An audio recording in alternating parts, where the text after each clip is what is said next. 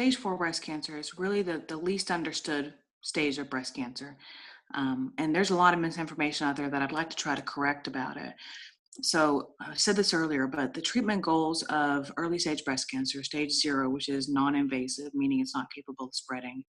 Stage 1 through 3 means it's capable of spreading and it has spread to local lymph nodes. That doesn't mean that it's metastatic. That does not mean stage 4. It means that it's still technically curable. The idea is removing all the tumor from the breast, as well as some really high dose chemotherapy in most cases and radiation to eradicate every last cell, because the goal is cure, right? I mean, a lot of the patients are going to be in their 30s, 40s, and 50s, so the possibility of living a long life is there. So they're going to really do the whole slash and burn type treatment regimen where they're trying to eradicate every cancer cell. And these chemotherapy regimens and the surgeries and the radiation is very, very arduous, very difficult on the patient. Um, I myself had two separate recurrences in the early stage world. So I had a whole year of chemotherapy combined. I had 4 surgeries, including the primary breast surgery, lumpectomy, and then that double mastectomy and reconstruction. And then when the tumor resurfaced in my axilla under my armpit, that was another really, really awful surgery. But for stage 4, the goal is not to cure, because they're not going to get every single cancer cell that's in my body. So there's cancer cells floating in my blood. There's cancer cells in my bones, in my bone marrow. There's no way they're going to get it all. So the idea is to maximize the length of my life with a good quality of life. So in many cases for stage 4 breast cancer patients, for example, that are diagnosed stage 4 out the gate, about 6 to 10% are what's called de novo. And de novo means that they were diagnosed stage 4 from the very beginning. My best friend Lisa is a stage 4 de novo patient at 36 years old. In many cases, they don't recommend breast surgery because, the oncologist will say, well, the horse is already out of the barn. And think about sitting there knowing that you have a tumor in your breast that now is going to end your life because of where it's traveled to. Think about being able to feel that, being able to know that it's there. I mean, the quality of life issue is dramatic, right? So a lot of surgeons don't want to do that surgery because it's not going to extend that person's life, and there's actually no evidence to show that it will. But from a quality of life perspective, that's something that we definitely advocate for in the stage 4 community, to say, you know what, if that tumor is present and it's driving you crazy, go ahead and push for that. And there are avenues to allow that to happen from a quality of life perspective. So again, just to recap, the stage 4 world is very different. In fact, I even call it a different disease because the world just doesn't understand metastatic breast cancer. The world is really focused on early detection saves lives. There are a lot of victim shaming when it comes to stage 4 patients, for example, Joe. They think that we did something wrong, that we didn't detect it early enough. We didn't do our self-exams as we should have done. We weren't vigilant. In many cases, we were just as vigilant, if not more so, than people that have lived with breast cancer and not becoming metastatic for decades. The primary driver of a tumor becoming metastatic, one is age.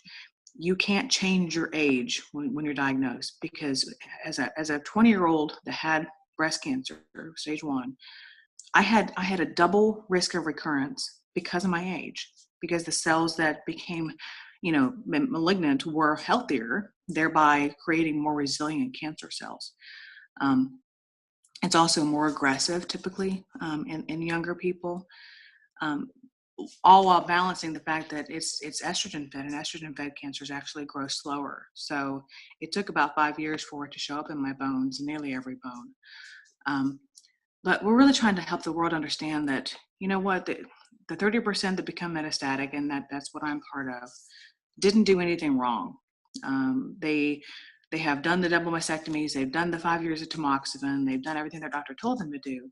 But there's just something about the tumor biology that has allowed, or the patient's immune system, for example, that has allowed that metastatic process to take hold. And it's a very, very complicated process dealing with immunosuppression and inflammation, angiogenesis, which is actually the process of a cancer calling blood vessel cells to it. And cancer cannot grow beyond 3 millimeters without angiogenesis.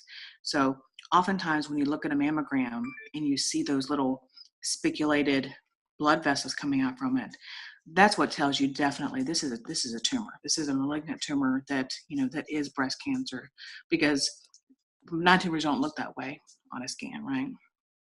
So we're out there just trying to educate people to say, listen, there's no need to, you know, tell us that, well, you smoked and that's why you have metastatic breast cancer, you drank, or you didn't do this or that. I have friends that I promise you are bodybuilders. Some of them are fitness models, fitness experts, and they end up with metastatic breast cancer from the get-go. It's really boils down to it's bad luck, and bad bad damaged DNA. So we're out there just trying to educate people and try not to, to shame each other into believing that it's our fault that we have stage 4 breast cancer, because we've heard it all. You didn't have children before 30. You did have children before 30. You ate too much sugar. You smoked. You used regular deodorant. I mean, we've heard it all. Trust me. And there's no reason to blame yourself, whether you're early stage or advanced stage. When it comes to you have breast cancer, it's not your fault. And I had a thread started on my Facebook page that I said, basically go through and tell your story about what people have told you why it's your fault. So go through and say, I have metastatic breast cancer or I had breast cancer because I had my children at 20 and I didn't breastfeed. And then somebody else came along and said, well, I did have children, after 30 and I didn't breastfeed. So I can prove, empirically, looking at my friend list, there's about 5,000 friends that I support, most of them being metastatic breast cancer patients, where I can prove that whatever somebody told you is wrong. And that's a very liberating experience when you can feel that guilt and that sense of responsibility for your disease being lifted, because it isn't our fault. Yes, smoking does increase by a small measure the incidence of breast cancer, but I can tell you the majority of my friends never smoked a cigarette in their life. So we have to really, really work on the patient blaming and the victim shaming, because it doesn't help anybody. It's just part of this bully mentality that we see online, and it's got to stop.